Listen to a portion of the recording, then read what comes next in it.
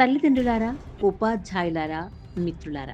ఈ సంవత్సరం మే నెలలో కేంద్ర స్కూల్ విద్యా సమితి అన్ని స్కూళ్లలో షుగర్ బోర్డులు పెట్టమని ఆదేశించింది. వీరి సూచన మేర ఆంధ్ర రాష్ట్ర ప్రభుత్వ విద్యాశాఖ కూడా 21 ఆగస్టు నుండి రాష్ట్రంలోని అన్ని ప్రభుత్వ, ప్రైవేట్ స్కూళ్లలో జంక్ ఫుడ్స్ ప్రమాదాన్ని పిల్లలకు గుర్తింప చేసేలా హెచ్చరికల బోర్డు పెట్టమని ఆదేశించింది. ఈ నేపథ్యంలో జంక్ ఫుడ్స్ అంటే ఏమిటి తెలుసుకుందాం. తెలుగులో సూటిగా చెప్పాలంటే చెత్త తిండి అని పిలవచ్చు.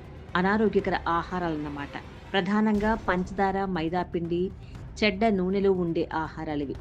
రూ. 5కే అంగళ్ళన్నింటికి దగ్గరగా గుత్తులు గుత్తులుగా వేలాడే ప్లాస్టిక్ కవర్లలో ఉండే కుర్కురేలు, లేస్లు, చిప్స్ వగైరా పొట్లాలు మొదలుకొని పిజ్జాలు, బర్గర్లు, సమోసాలు, మిఠాయిలు, చాక్లెట్స్, కేకులు, బిస్కెట్లు, నూడిల్స్, లాలీపాప్లు, పానీపూరీల వంటివి.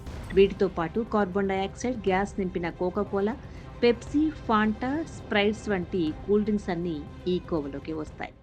వీటిని ఎందుకు వద్దంటున్నారు? దేశంలో పిల్లల ఆరోగ్యం ఎలా ఉంది అనే సర్వేలు ప్రతి 4-5 సంవత్సరాలకు సరే జరుగుతున్నాయి. పిల్లలు ఉండాల్సిన బరువు కన్నా ఎక్కువ బరువు ఉంటున్నారని, ప్రతి 100 మంది పిల్లల్లో 15 మందికి రెండవ రకం మధుమేహం వస్తున్న లక్షణాలు ఉన్నట్లు బయటపడింది. 7-8 సంవత్సరాల వయసున్న పిల్లలకే షుగర్ జబ్బు వస్తోంది. పంటి జబ్బులు, క్యాన్సర్లు, ఫ్యాటీ లివర్ వస్తున్నాయి. చదువుపై శ్రద్ధ పెట్టలేకపోతున్నారు. క్లాస్లో కుదురుగా కూర్చోలేకపోతున్నారు. వ్యాయామం చేయడానికి నడుములు వంగటం లేదు.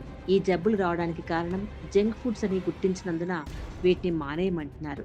ఈ తీగ ఎలా కదిలింది అంటే, ప్రపంచంలో రక్తహీనతతోనూ పోషకాహార లోపం వల్ల తగినంత ఎత్తు, బరువు లేని పిల్లలు అత్యధికంగా ఉండేది మన దేశంలోనే. మరోవైపు పిల్లల్లో ఊబకాయల సంఖ్యలో కూడా మనమే ముందున్నాం.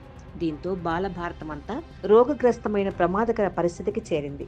దీనికి కారణమైన జంక్ ఫుడ్స్ ను నిషేధించాలని 2010లో ఢిల్లీ హైకోర్టులో కొందరు కేసేశారు. 5 సంవత్సరాల పాటు కేసు నడిచింది.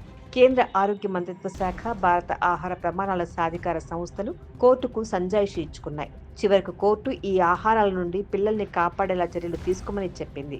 కోర్టు ఆదేశించాక 10 సంవత్సరాలకు తీరిగ్గా ఇప్పుడు షుగర్ బోర్డులు పెట్టమని CBSE స్కూళ్లకు చెప్పడానికి పూనుకుంది. నత్తనడక అంటే ఇది కాదా? మన ప్రభుత్వాలకు పిల్లల ఆరోగ్యాల పట్ల ఎంత బాధ్యత ఉందో చూడండి మరి.